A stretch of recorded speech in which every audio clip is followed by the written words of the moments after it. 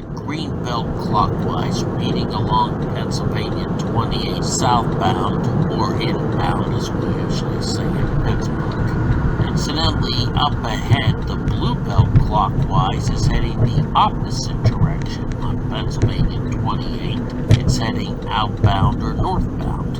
And while right up ahead at the Highland Park Bridge, we are both going to exit Pennsylvania 28 and cross the Highland Park Bridge together, the Green Belt and the Blue Belt Clockwise on the Highland Park Bridge.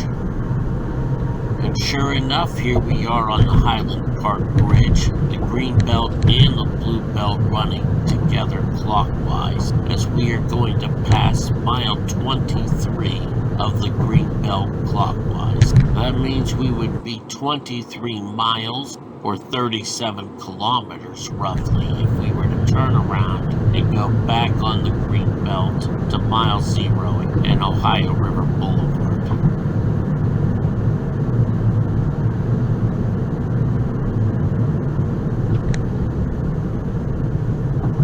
The sign's not well marked there, but we want to stay in the left lane for both the Green Belt and the Blue Belt. Remember, they run concurrently at this point as they cross the river, which is rare in this spiderweb entanglement of belt routes. Most of the belts don't touch each other.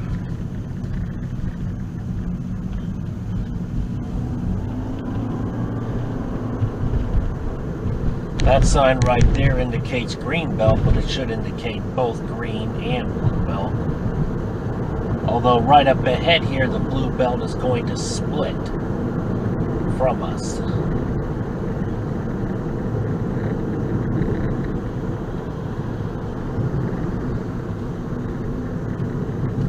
Right up ahead here at Washington Boulevard, Pennsylvania State Route 8 southbound will make a right-hand turn and go up Washington Boulevard. The Blue Belt Clockwise will do the same thing. And really the most logical thing would be for the Green Belt Clockwise to also make a right turn and follow Washington Boulevard. The difference being that the Blue Belt Clockwise will, at the top of the hill, continue straight ahead onto 5th Avenue. Pennsylvania State Route 8 will turn left onto Penn Avenue. And really the Green Belt Clockwise should also turn left onto Penn Avenue. And we will talk more later on about why there should be and why perhaps it is not. But either way, we're going to stay on the current Green Belt, even though it probably needs to be adjusted somewhat, and head out Allegheny River Boulevard.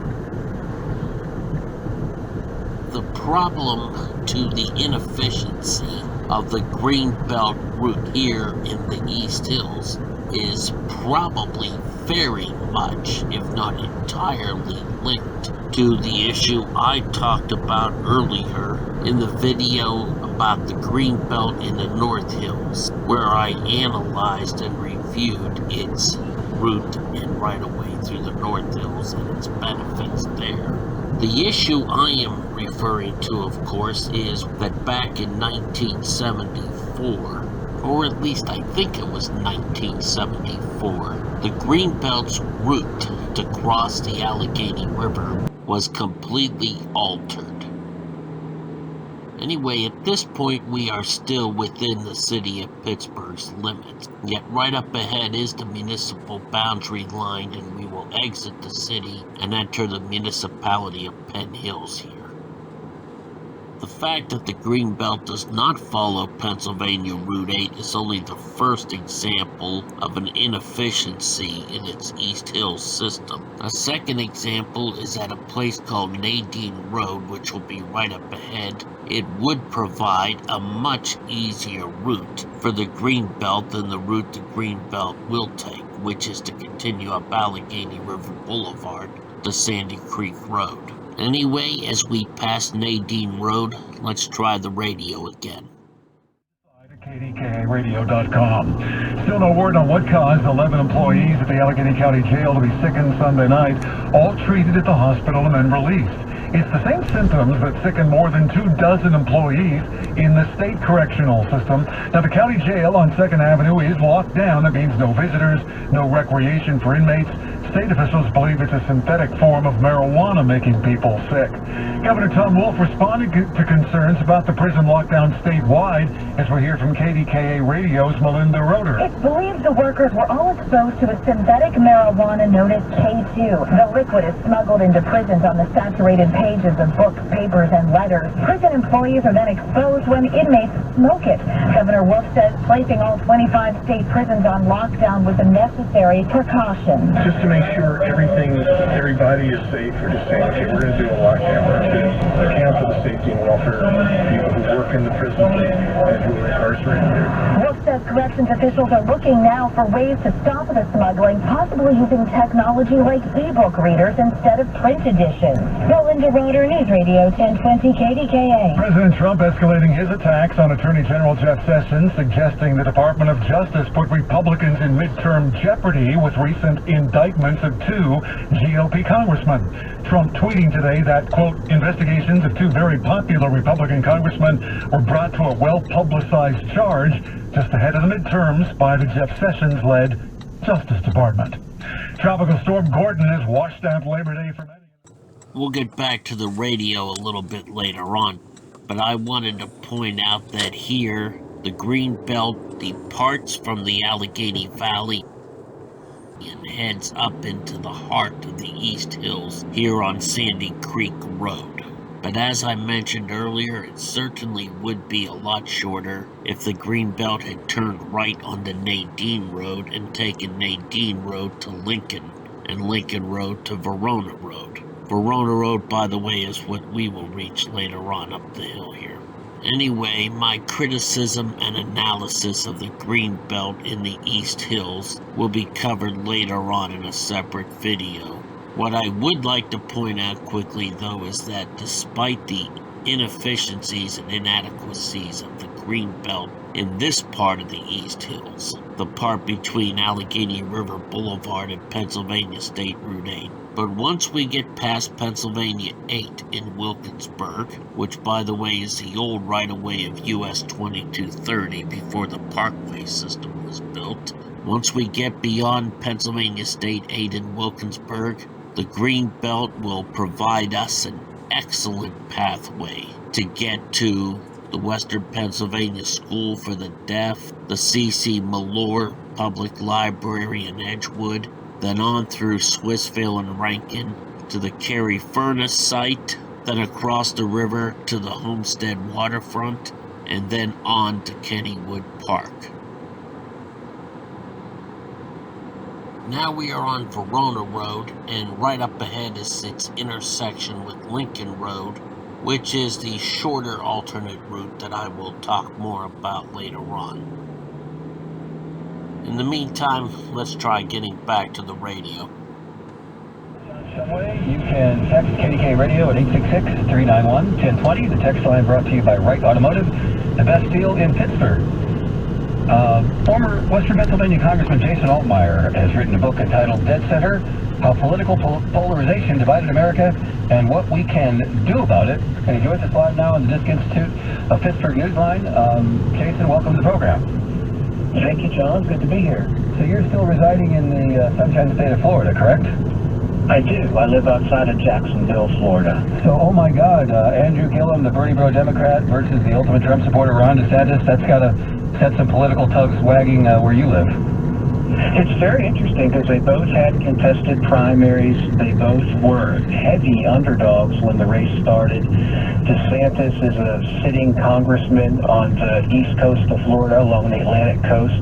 He positioned himself as the pro-Trump candidate. The president came down and did a rally for him right before the election. Gillum was in a 5-person race, was in the single digits far out of the race, and then Bernie Sanders came down and endorsed him, and he's positioning himself to the far left of where everybody was in that primary, and now of course he's the nominee. So it's pretty interesting. You have two polar extremes who are running against each other in a state that's pretty purple. So we'll see what happens in the fall. Yeah, would you care to go out on a limb and make any predictions? I guess the early polls show that the race is tight, but It's crazy, and so much could happen between now and then. I wouldn't blame you if you hesitated to predict anything. No, there's a lot. I've obviously followed the politics in Florida pretty closely, and we have a U.S. Senate race that's contested with the current sitting governor who's term limited running against the current U.S. senator, which is an enormous race. And Florida is sort of immune to this national wave that's coming as much as you can be because of the senior citizen population, because of the heavy immigrant and young person population, although the young people, because of Parkland and other reasons, are starting to get more active than they have been in the past, so maybe that will make a difference. But I think, unlike most of the country, the Republicans are probably favored to hold most of these contested seats in the state of Florida. Deserve that kind of farewell, but it's concerning a little bit that it appeared that some of what was happening with that funeral was done specifically to kind of take a shot at the president, and the president handled it completely inappropriately and should have done it in a very different way. But I felt like some of the news coverage was not really about Senator McCain, but it was more about taking a shot, politically, and I enjoyed the message. I liked the message, but I'm not certain that it was entirely done just for the reason of the funeral. I think there might have been larger politics at play, which gives me concern that the nation is so polarized that a funeral of that magnitude is being used in that way. Interesting. So, how's the book selling, and what kind of reaction are you getting these days? Dead center, how political polarization divides America, and what we can do about it. Thank you. The book did great. It's been out. It came out last fall, so it's been out almost a year now. And there's been a lot of anti-Trump books that have come out, and that's kind of the direction that the political books are going now. But it did very well. And the things I talk about with closed primaries and how the candidates on the two extremes have an advantage, it played out exactly in Florida, what we were just talking about in that governor's race, where multi-candidate field, the people who have the most energy and the most passion come from the extremes, and in a closed primary that advantages those groups, and the candidates that show up or the voters that show up in the fall will say, well, why are these my two choices? Why do I have to choose from the far left and the far right? And it's because the system is greatly incentivized disproportionately towards the extremes, and unfortunately, because of the polarization in the country. It's interesting that earlier the Green Belt took us through some very nice areas, including some of the wealthiest parts of Allegheny County. But obviously, we're in Wilkinsburg right now, not in Fox Chapel.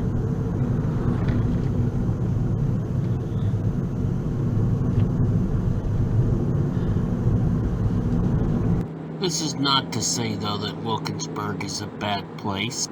Wilkinsburg is a decent town, and it certainly has a future. I would like to see it join the city of Pittsburgh in the future and become one. But I would like to quickly point out before getting back to the radio that an intriguing thing about the Green Belt is how it was able to take us from a swanky, affluent suburb such as Fox Chapel and all the way over here to Wilkinsburg, and then eventually it will be on to the industrial Mon Valley town of Rankin. I'm guessing 15 to 20 in favor of the Democrats. Former Western Pennsylvania Congressman Jason Altmeier, thanks so much for joining us in the afternoon news. Thank you, John. Glad to do it. Appreciate it. Let's check AAA traffic on the 5s. Followed by Bowser eastbound Route 51 south on top of the hills. Here's Scott Phillips. John, has some slowdowns on the lower deck of the Fort Duquesne Bridge as folks make their way from the stadium either towards the Parkway West or the Parkway East. The ramp that takes you over towards the Interstate Connector and the outbound Parkway East is moving along fairly well. A little jammed up on the... And now, after we get past this traffic light, our next intersection is Pennsylvania State Route 8. Pennsylvania Route 8 is also the old right-of-way of US 2230. And after Pennsylvania Route 8, the Green Belt provides a very convenient and practical route to get to Kennywood Park.